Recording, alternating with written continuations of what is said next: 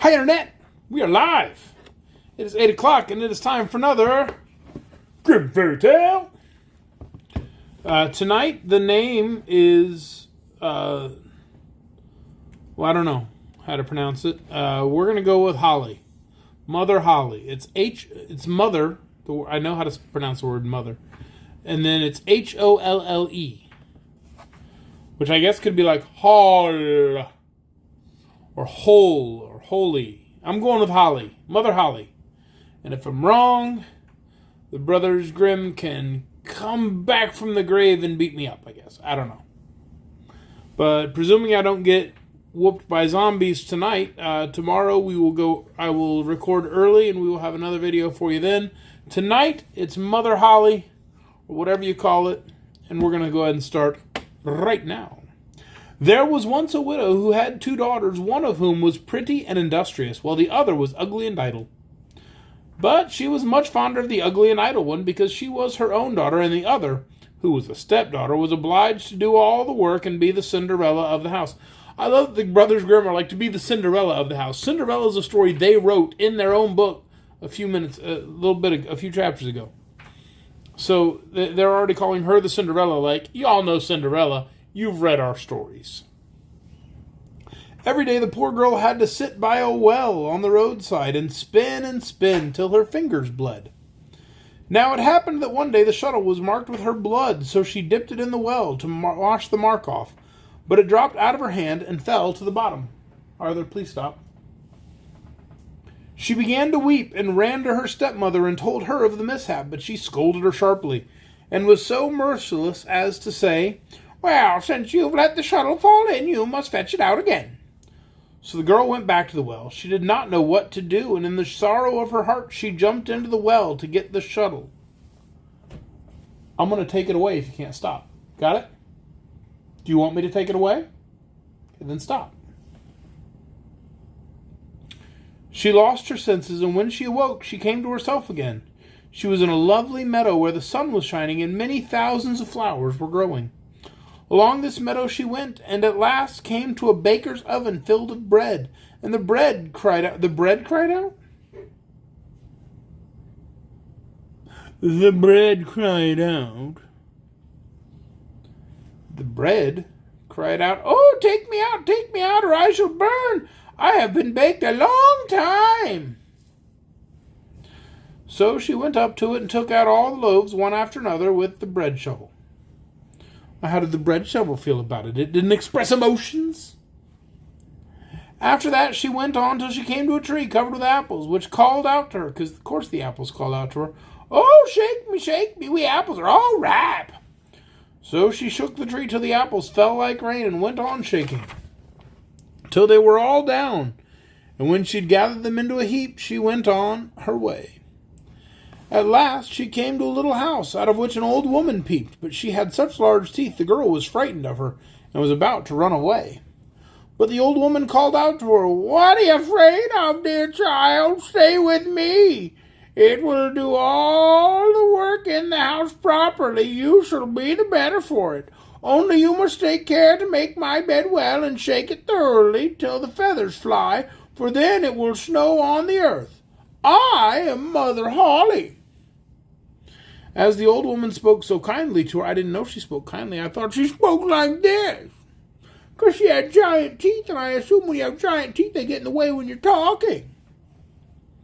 As the old woman spoke so kindly to her, the girl took courage and agreed to enter her service. She attended to everything to the satisfaction of her mistress, and always shook her bed so vigorously that the feathers flew about like snowflakes. So she had a pleasant life with her, and never an angry word, and boiled or roast meat every day. She stayed some time with Mother Holle, and then she became sad. At first she did not know what was the matter with her, but found at length that it was the homesickness. Although she was many thousand times better off here than at home, she still had a longing to be there.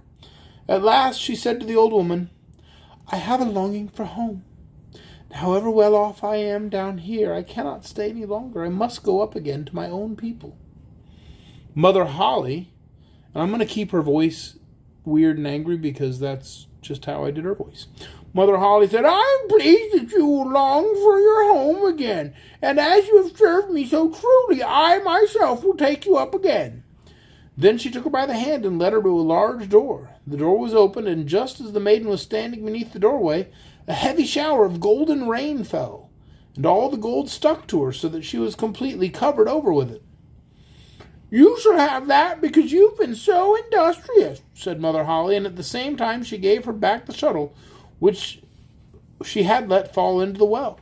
Thereupon the door closed, and the maiden found herself up upon the earth, not far from her mother's house. And as she went into the yard, the cock was standing by the well side and cried, "Cock-a-doodle-doo, your golden girls come back to you." So she went in to her mother, and as she arrived there, covered with gold, she was well received, both by her and her sister. The girl told all that had happened to her, and as soon as the mother heard how she'd come by so much wealth, she was very anxious to obtain the same good luck for her and the ugly, lazy daughter. She had to seat herself by the well and spin in order that her shuttle might be stained with blood. She stuck her hand into a thorn bush and pricked her finger.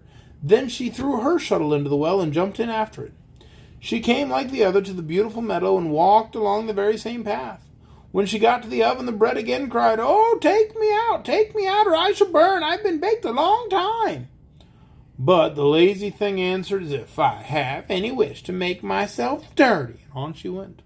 Soon she came to an apple tree, which cried, "Oh, shake me, we apples all ripe." But she answered, "Wouldn't you like that? One of you might fall on my head." And so she went on.